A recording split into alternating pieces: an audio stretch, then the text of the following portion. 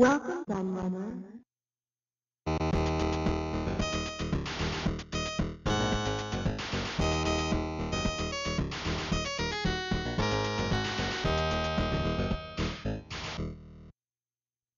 Hello everybody, Kieran aka the Laird here, and I've got a book review for you today, and it's going to be a fairly short and sweet one. But the book we're going to be looking at is Video Game Development: The Rock and Roll Years: A Life in Pixels by Shaun McClure. Now, those of you in the know will probably be aware this book has been out a while, but this is actually the second edition, although it doesn't say so on the cover. Because the first edition, he left some stuff out that he wanted to include. There was some minor typos and mistakes and corrections that he wanted to make, and so he did a revision.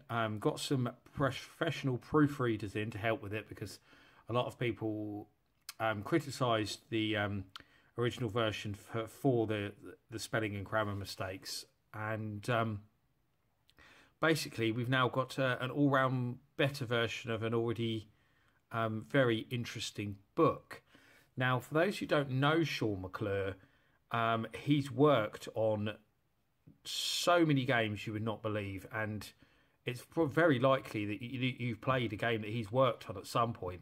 I mean, this guy's worked on everything from kind of Bubsy the Bobcat to Grand Theft Auto, covering a huge amount of platforms, going right back to the Spectrum, and more recently up to, the PlayStation console, Sega Saturn, Atari Jaguar, stuff like that. He's no longer in the industry, but this is a book detailing, those great years that he had producing art and designs and stuff like that for some of our favourite games. So one big difference is now is that there is also an introduction as well as a foreword, which wasn't in the previous version of the book. And the introduction is by me. So that's, as you can see down there. So I was really proud that Shaun asked me to do that introduction. I've known him for quite a few years now. We've become quite good friends through my interviews that I did with him for Retro Gamer and the such like. And yeah, it was really nice of him to ask me to write that introduction and, talk about, my love for some of the games that he worked on.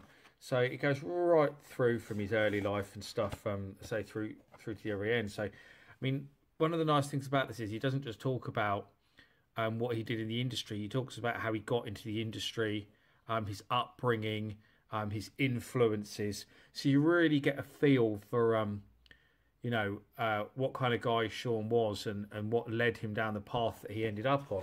Another thing that he has added to this book is, because it was very text heavy before, is you'll notice there is some images in here now which weren't in previous versions of the book. So that's why I'm going to skip ahead a bit, because obviously it is mostly text.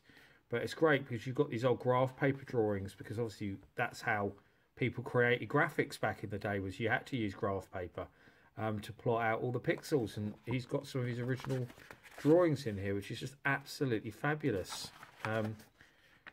To see stuff like that in here. It goes through in years, so there's that part. Let's go back a bit there. So there's some, so you've got some images of some of the games he worked on there. Enigma Variations offices. Official Father Christmas game. So it's dotted through the book now. Is example, Swiv there, a classic on the Commodore Amiga that he worked on while he was at the Sales Curve. St. Dragon and Narc, obviously massive arcade conversions, both of those, from Williams and Jaleco respectively. Here's some scans from magazines, so talking about Sales Curve and Storm, St. Dragon there, Indie Heat. So some of the games that he worked with, Final Blow, Double Dragon 3. So you see, he worked on some really big name games over the years. There's some more great images there.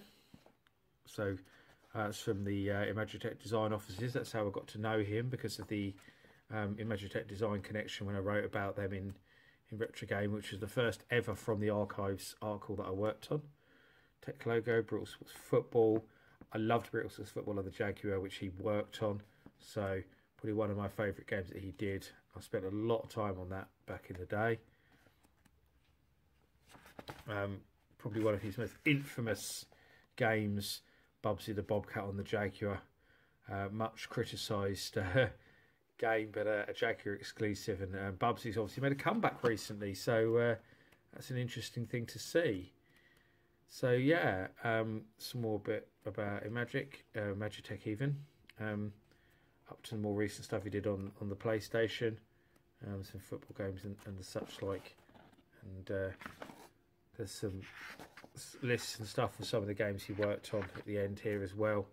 And a mention of his other books that he's done, because he has done a wonderful look at early Spectrum games, which is being covered, which is being followed up by another book, which is out fairly soon. I believe he's pretty much finished it in the back cover, which tells you a little bit about Shaun as well, and his partner Hilary, who worked on the book with him.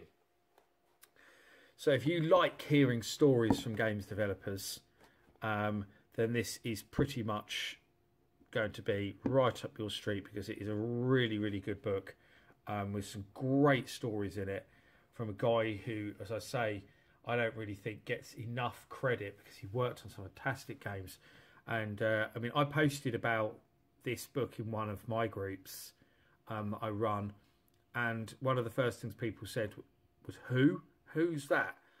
And then when I listed the games that he worked on, they went quiet pretty quickly, and yeah, were made to pretty much eat their words, because they couldn't believe he'd worked on these big name games and they'd never heard of him. And that's maybe because Shaun hasn't and has never been, you know, a real publicity whore like many of the more famous guys in the industry are and have been. That's basically it. So yeah, if you like stories from the industry, then get this book. I might be slightly biased, haven't been asked to write the foreword, but I mean, even the first edition that I read absolutely fascinated me. I loved the stories in it. It really gave me an understanding as well. I mean, someone who with a you know a multitude of issues and problems, but still carved himself out a successful career. And there's a lot of stuff in there I could relate to. And all in all, a really fascinating read. And I suggest you head over to Amazon and pick up one very soon. So thanks for watching. I hope you enjoyed my little brief overview of Shaun McClure's book, and I'll see you all again for another video very soon. Thank you. Bye bye.